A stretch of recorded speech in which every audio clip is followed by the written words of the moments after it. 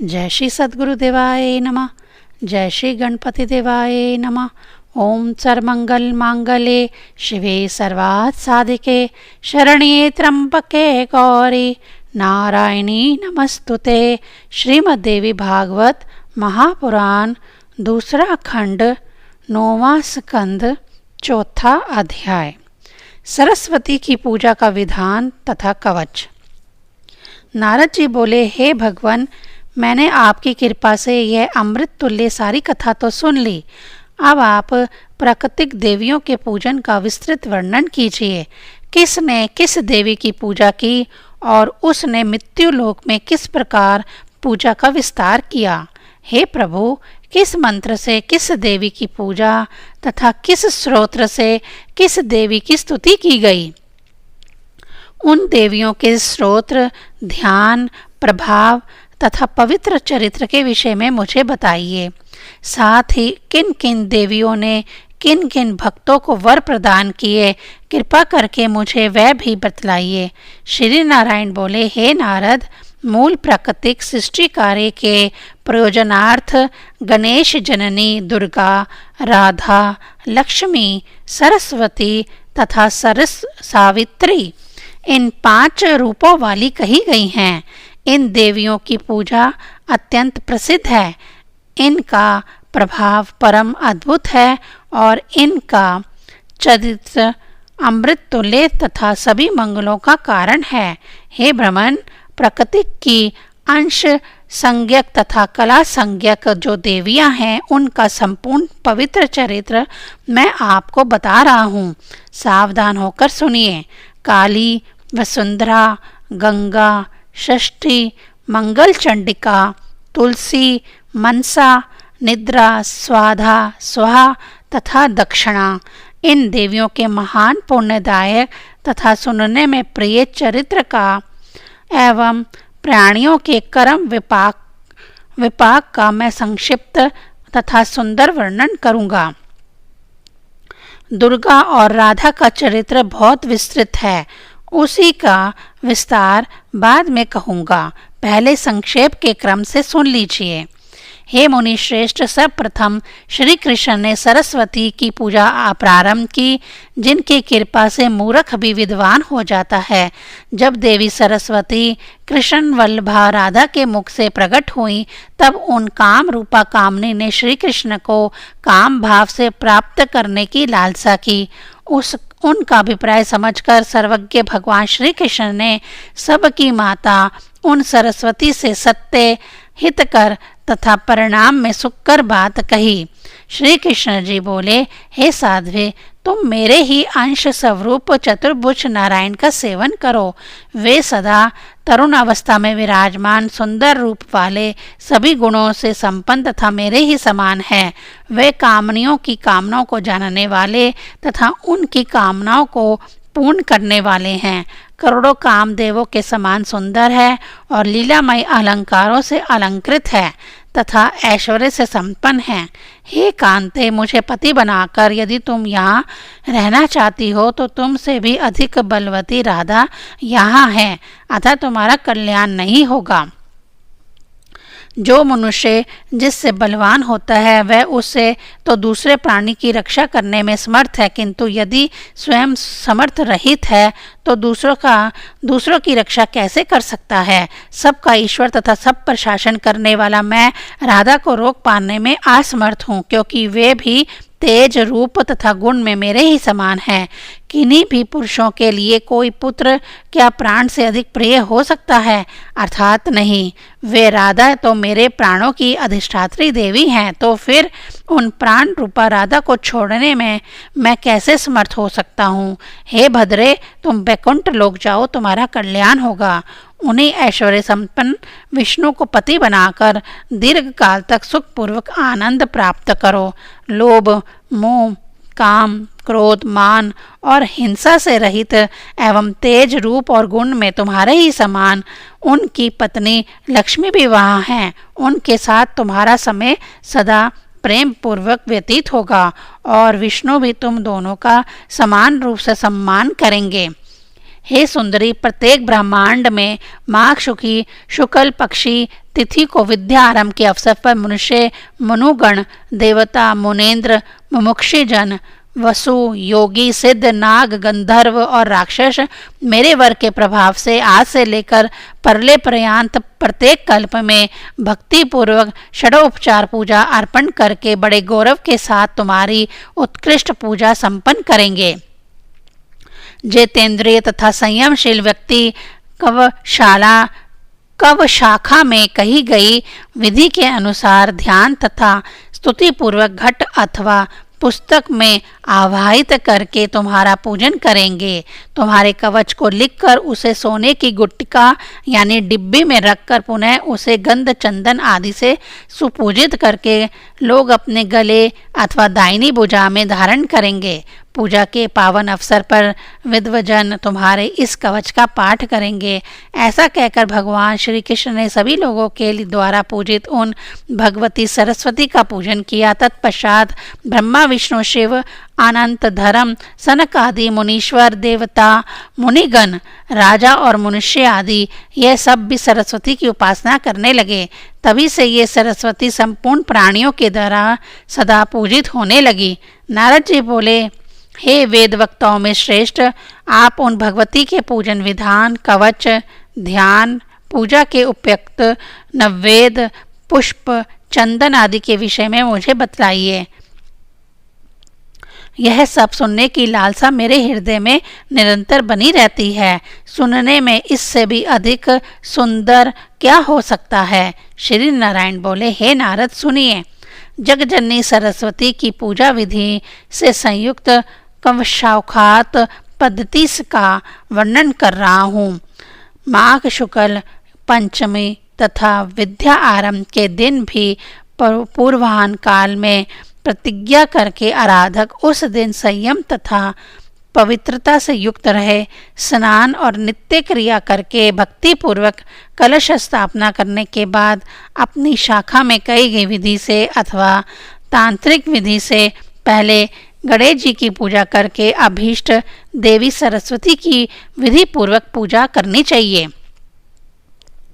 बताए गए ध्यान के द्वारा भाई घट में देवी का ध्यान करके तत्पश्चात व्रती को चाहिए कि फिर ध्यान पूर्वक षडोपचार विधि से भगवती सरस्वती का पूजन करे। हे सौम्य, सरस्वती पूजा के लिए उपयोगी जो कुछ भी नैवेद्य वेदों में बताए गए हैं और जैसा मैंने आगम शास्त्र में अध्ययन किया है उसे आपको बता रहा हूँ।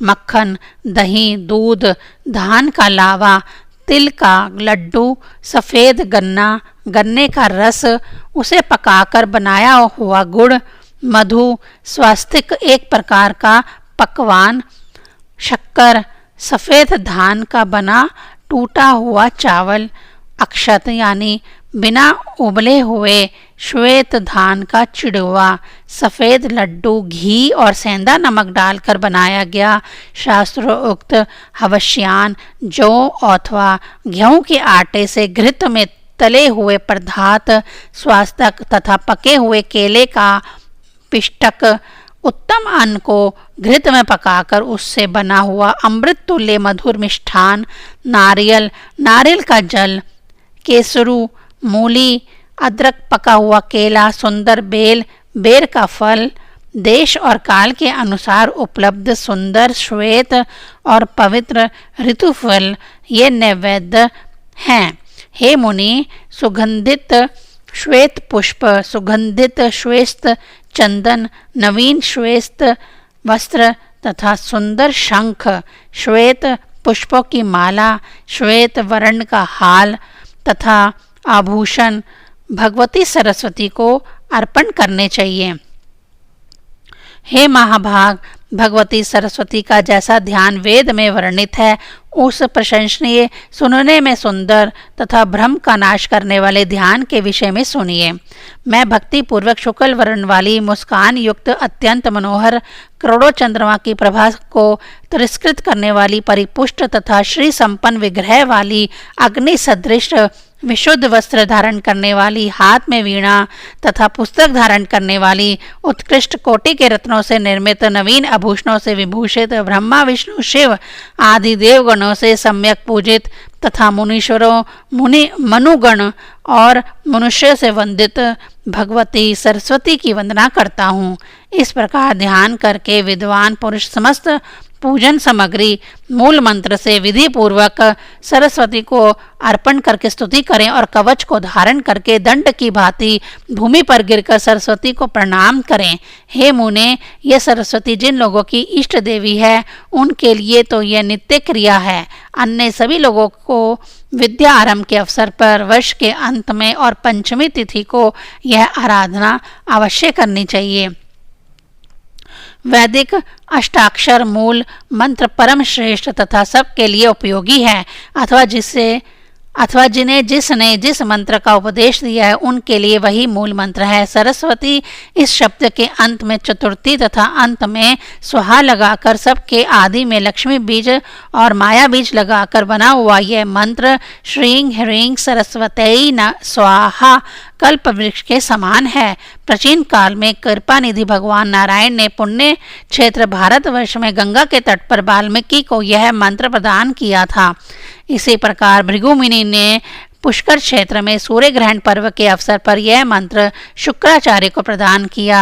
मारीच ने चंद्र ग्रहण के समय पर प्रसन्न होकर बृहस्पति को इसका उपदेश किया और ब्रह्मा जी ने भृगु से संतुष्ट होकर बद्रिका आश्रम में उन्हें यह मंत्र दिया था।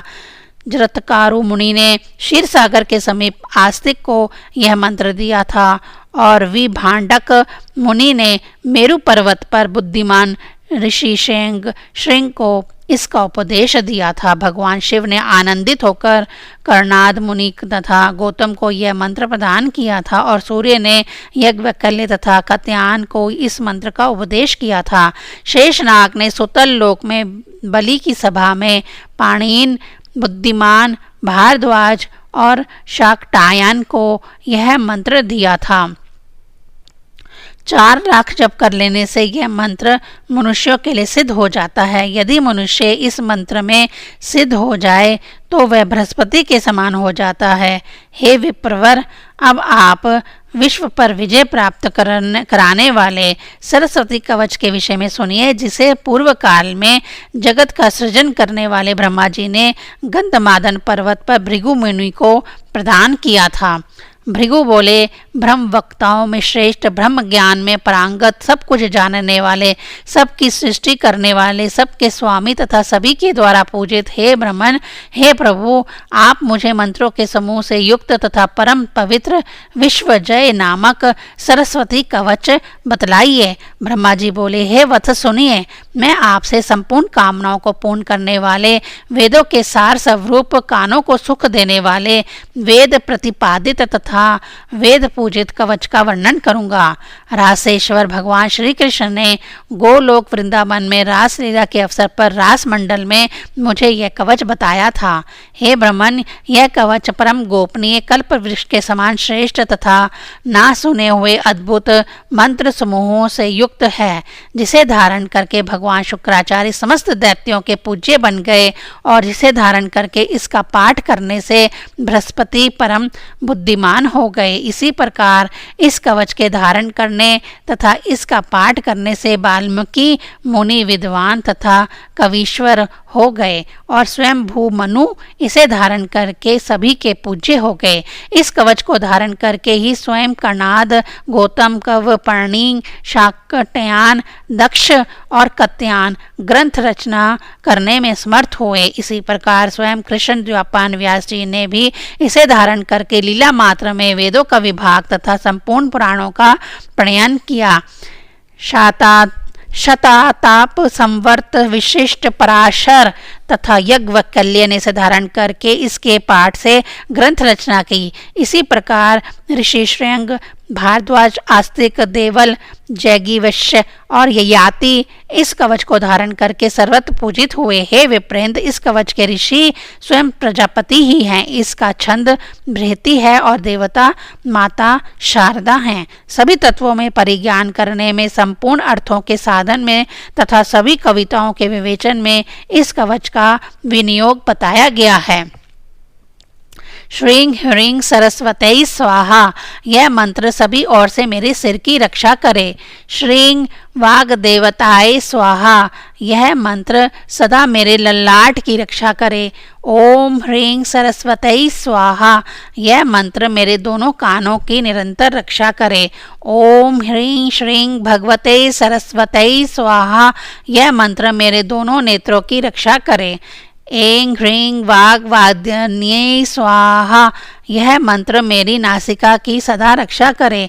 और ह्रीं विद्या अधिष्ठात्रिये देव्यै स्वाहा, यह मंत्र सदा मेरे होठ की रक्षा करे। ओम श्रीं ह्रीं ब्रह्माय स्वाहा, यह मंत्र मेरी दंत पंक्ति की सदा रक्षा करे। और ऐं, यह एकाक्षर मंत्र मेरे कंठ की सदा रक्षा करे। ओम श्रीं ह्रीं, यह मंत्र मेरी गर्दन की रक्षा करे तथा श्रीं, यह मंत्र मेरे दोनों कंधों की सदा रक्षा करे। ओम ह्रीं विद्या अधिष्ठात्रे देव्ये स्वाहा, यह मंत्र सदा मेरे वक्षस्थल की रक्षा करे। ह्रीं विद्या अधिस्वरूपाय स्वाहा, यह मंत्र मेरी नाभि की रक्षा करे। और ओम ह्रीं क्लीं वाण्ये स्वाहा, यह मंत्र सदा मेरे दोनों हाथों की रक्षा करे। ओम सर्व वर्णात्मकाय स्वाहा, यह मंत्र मेरे दोनों पैरों की सदा रक्षा करें। और ओम वाग अधिष्ठात्रे देव्यै स्वाहा, यह मंत्र सदा मेरे संपूर्ण शरीर की रक्षा करे। ओम सर्वकंठा वासन्याय स्वाहा, यह मंत्र पूर्व दिशा में सदा मेरी रक्षा करे। और ओम सर्वजिहा अग्रवासन्याय स्वाहा, यह मंत्र अग्निकोण में मेरी रक्षा करे। ओम ऐं ह्रीं क्लीं सरस्वत्यै बुद्धजन्यै स्वाहा, यह मंत्र राज दक्षिण दिशा में सर्वदा निरंतर मेरी रक्षा करे। ऐं ह्रीं श्रीं, यह त्रिअक्षर मंत्र निर्वृत्त कोण में सदा मेरी रक्षा करे। और ओम ऐं जिह्वा अग्रवासिन्यै स्वाहा, यह मंत्र पश्चिम दिशा में मेरी रक्षा करे।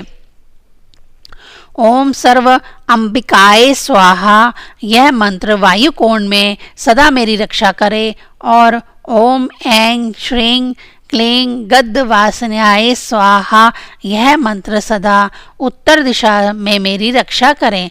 ओम ऐं सर्वशास्त्र वासन्ये स्वाहा, यह मंत्र ईशान कोण में सदा मेरी रक्षा करे।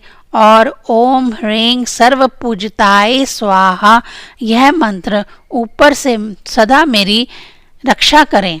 ओम ह्रीं पुस्तक वासिन्यै स्वाहा, यह मंत्र नीचे से सदा मेरी रक्षा करे। ओम ग्रंथ बीज स्वरूपाय स्वाहा, यह मंत्र सब ओर से मेरी रक्षा करे। हे विप्र, मैंने आपको ब्रह्म मंत्र समूह के विग्रह रूप इस सरस्वती कवच को बतला दिया। विश्वजय नामक यह कवच साक्षात ब्रह्म स्वरूप है। पूर्व काल में मैंने गंधमादन पर्वत पर धर्मदेव के मुख से यह कवच सुना था। आपके स्नेह के कारण मैंने आपको इसे बतलाया है। किसी अन्य व्यक्ति को इसे नहीं बताना चाहिए। विद्वान पुरुष को चाहिए कि नानाविध वस्त्र, अलंकार तथा चंदन से भली भांति गुरु की पूजा करके दंड की भांति जमीन पर गिरकर प्रणाम करें और इसके बाद इस कवच को धारण करें। 5 लाख जप कर लेने से यह कवच सिद्ध हो जाता है। इस कवच को यदि साधक सिद्ध कर ले तो वह बृहस्पति के समान हो जाता है। इस कवच के प्रसाद से मनुष्य महान वक्ता, कवियों का सम्राट तथा तीनों लोकों पर विजय प्राप्त करने वाला हो जाता है और वह सब कुछ जीत लेने में समर्थ हो जाता है। हे मुने, मैंने कव शाखा के अंतर्गत वर्णित यह सरस्वती कवच आपको बतला दिया। अब आप सरस्वती के स्तोत्र, पूजा विधान, ध्यान तथा वंदन के विषय में सुनिए। 4था अध्याय समाप्त। ओम ऐं ह्रीं क्लीं चामुंडाय विच्चे।